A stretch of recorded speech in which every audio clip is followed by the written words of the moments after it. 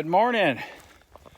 It is October 21st, Monday, and I'm back on trail after being off for 2 days. I left Etna this morning. Tried hitching at 8. The owner of the hiker hut and bed and breakfast next door had something to do this morning, so he asked if I mind trying to hitch, and he said if you can't get one, you know, within 45 minutes, he said I'll take you. So, and I didn't get one. Had a lot of cars pass me, but they kept, I could see they were turning their blinker on up the road. There's a neighborhood right past, so most of them are going to their homes. It's 10 miles up the mountain. But anyway, the owner took me and got started about 9:30. Nice, beautiful, sunny day. It's a little cool right now, but it's supposed to warm up. And it's 11:10 now. I've been climbing this mountain. I just finally hit a flat spot. And so yeah, Etna's was a really nice little town. I got there Friday night. And when I got up to the pass, it was already 6 o'clock.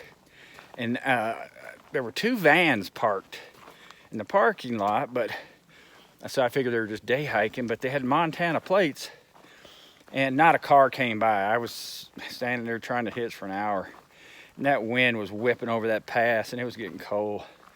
And I was about to just start walking because I had to get out of that open area. And all of a sudden I see a guy coming down the PCT on the other side, and as he gets closer I hear a baby crying.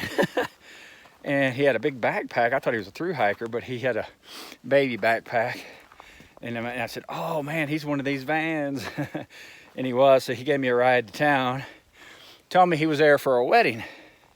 And so I didn't get to the Etna Motel till about, it was almost 7 o'clock. And I got a room, but they told me they were booked Saturday and Sunday for the wedding.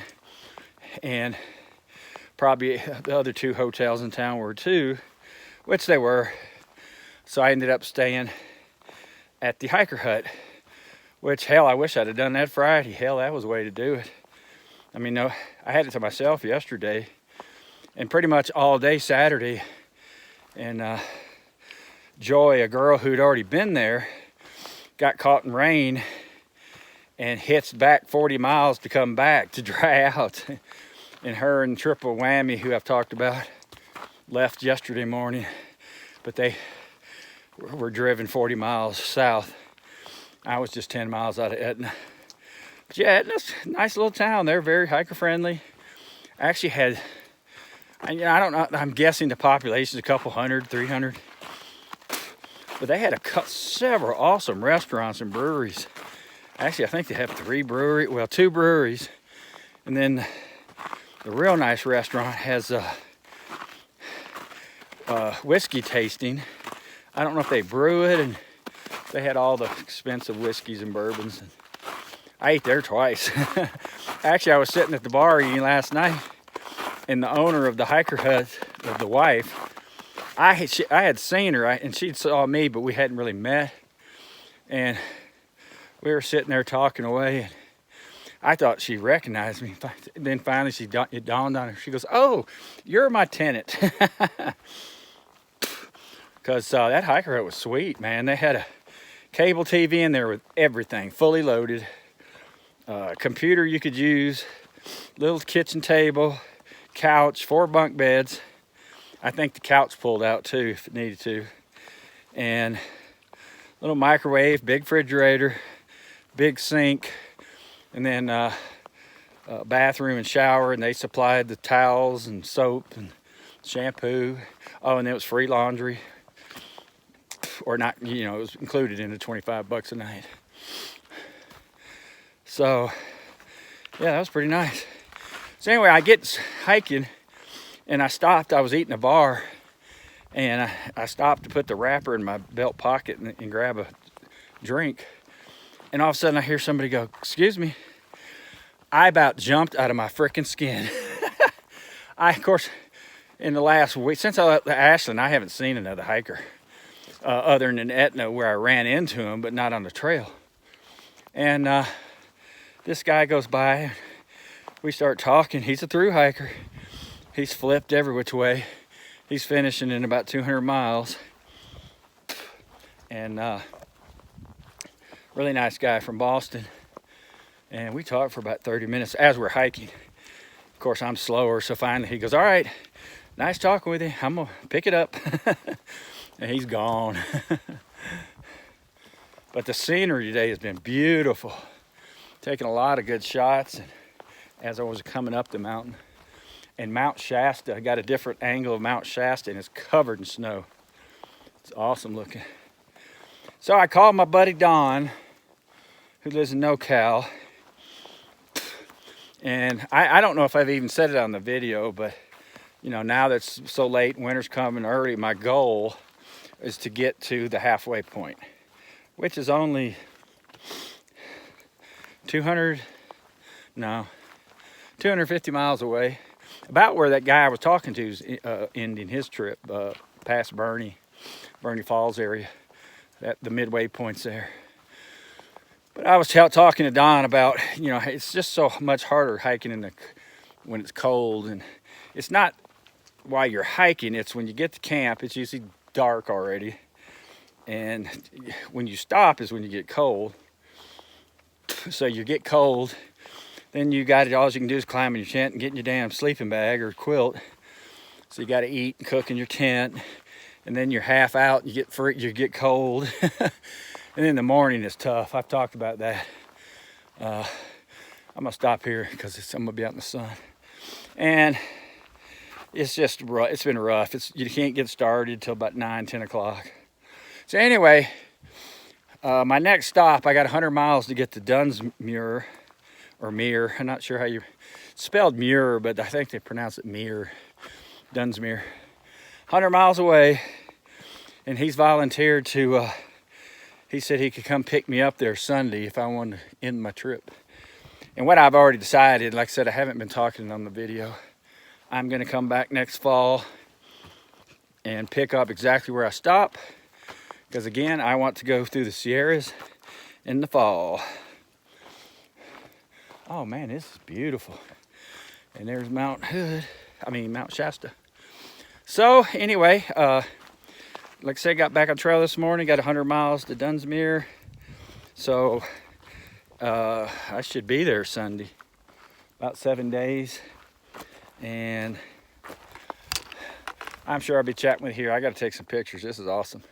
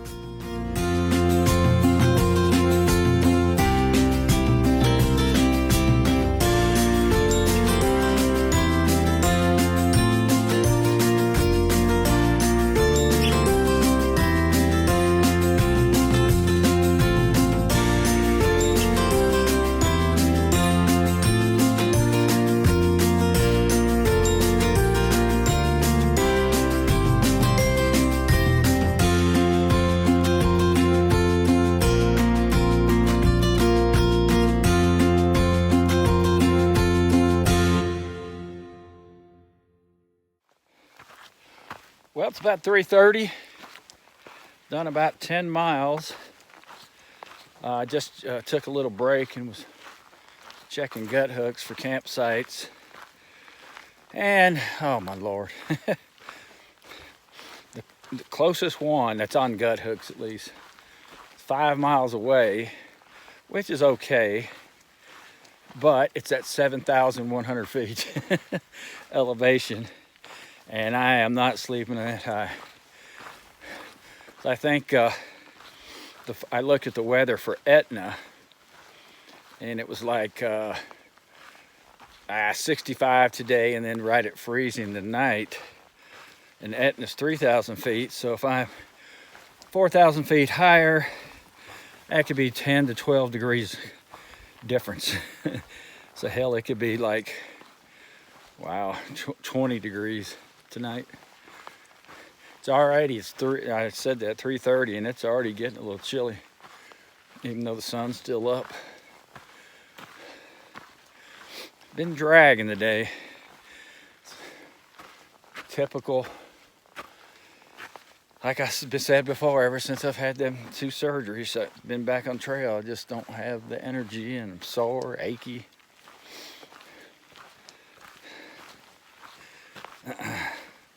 Plus, I didn't sleep well last night. Matter of fact, I'm not sure I slept at all.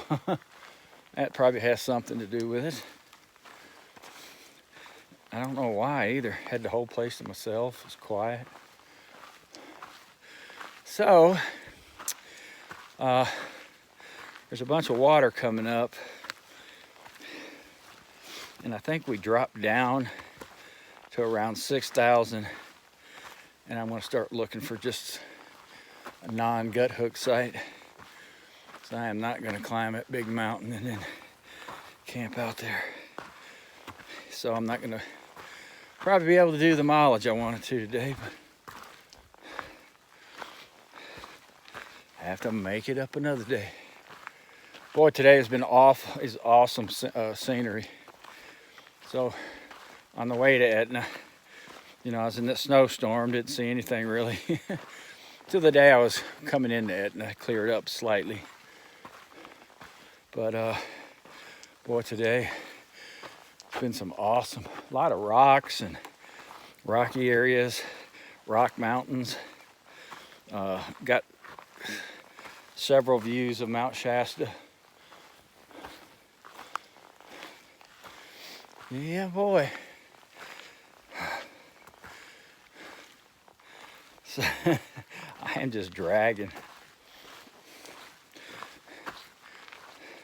So yeah, I mentioned earlier about my buddy Don volunteering to come get me wherever I decide to get off, but he said he could do it this Sunday. I've decided it's time. I'm not doing good, and it's just starting to get colder and colder. As I mentioned earlier, he said it's going to get colder this weekend, which right now the forecast for this Monday through Friday is, and this is for Etna, which is at 3,000 elevation, was mid 60s, even pushing 70 a few days, but right at freezing or below every night. So again, if you're every 1,000 feet, it's about 3 degrees difference. I don't think I've even seen 60 today.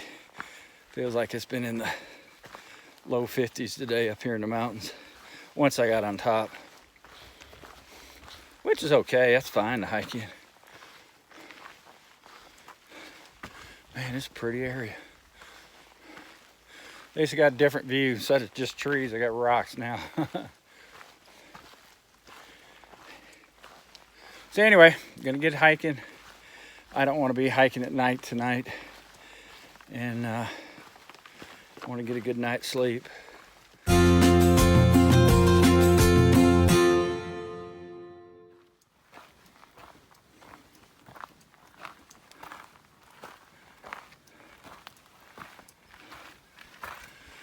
Well, I'm just coming up to another top of, it's probably the 3rd pass I've gone through today.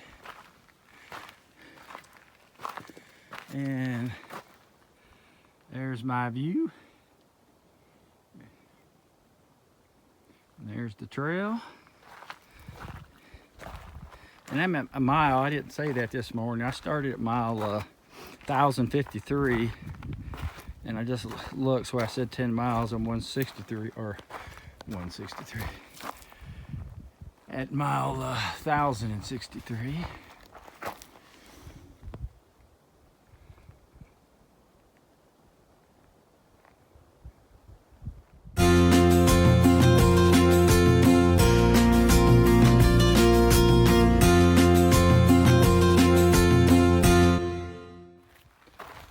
Well, ever since I turned the corner and in the sun, there is bear scat everywhere. I've already counted 10 piles, and I think these bushes have some berry on them they're eating.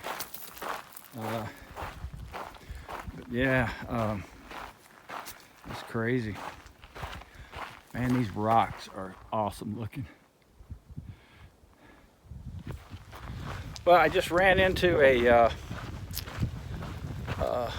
older couple. She was 65 and 65, and her husband was 73.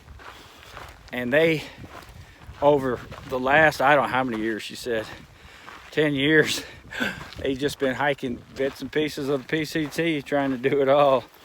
And they'd already done all of NoCal before, but this 20-mile section from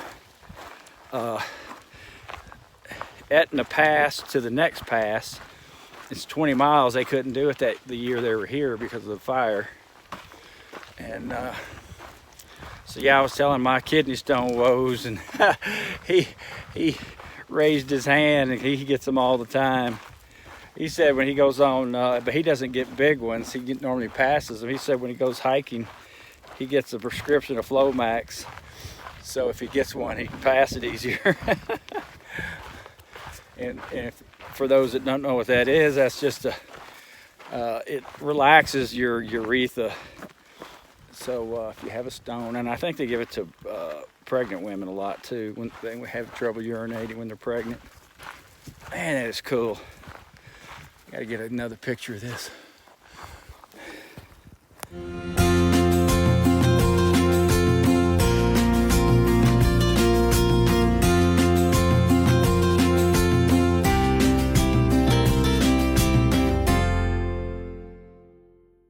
About meeting the elderly couple, and I asked them about campsites in the next 2 or 3 miles. And here's the trail. It just goes right along these rocks. She said the only campsite is that one at 7,100 feet. And it's 5 miles away. Now, hell, it's 4 o'clock. So I won't get there till dark. And she said that is it. There's nothing else. Unless you want to camp on the trail. So I'm gonna have to get waters coming up here shortly, and then I'm gonna have to carry water and climb a dang mountain. Camp out at 7,100 feet. That might be the highest I've camped. Like I said earlier, heck, it's gonna be 32 in that. It could be 20 to 24 degrees here tonight. Then it's 12 degrees difference. Not liking that. But they may have not really looked for campsites because, you know, if you're not camping somewhere, you don't typically look around. So maybe when I start climbing that mountain, I can find something.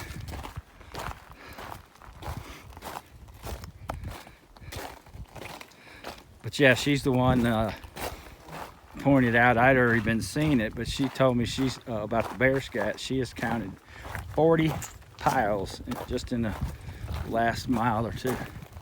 Some of it's real old though, so I don't think there's even any berries on these bushes anymore. So they were here when they were out.